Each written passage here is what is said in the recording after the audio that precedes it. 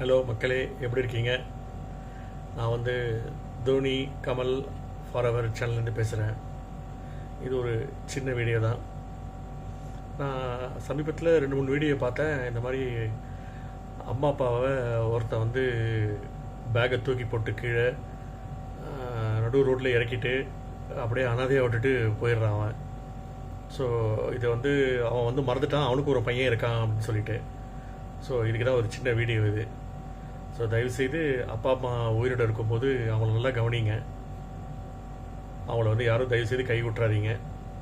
ஏன்னா அம்மா அப்பா இருக்கும்போது அந்த ஒரு சீரியஸ்னஸ் தெரியாது.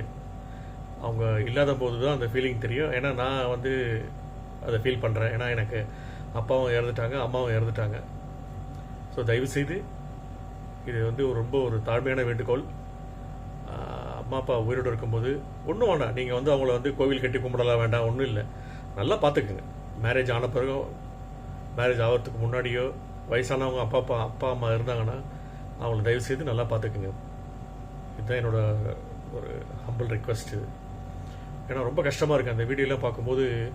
நமக்கு நல்லா பார்த்துக்கணுன்னு தோணும்போது அம்மா அப்பா இல்லை, அவங்க அம்மா அப்பா இருந்து நல்லா பார்த்துக்க தோணலை அவங்களுக்கு. ஸோ ப்ளீஸ் இந்த வீடியோக்கு, இந்த ஆடியோ இல்லை வீடியோ பார்க்குறவங்க தயவுசெய்து இது ஒரு ரிக்வெஸ்ட்டாக எடுத்து அம்மா அப்பா உயிரோடு இருக்கும்போது கொஞ்சம் நல்லபடியாக பார்த்துக்குங்க தயவுசெய்து.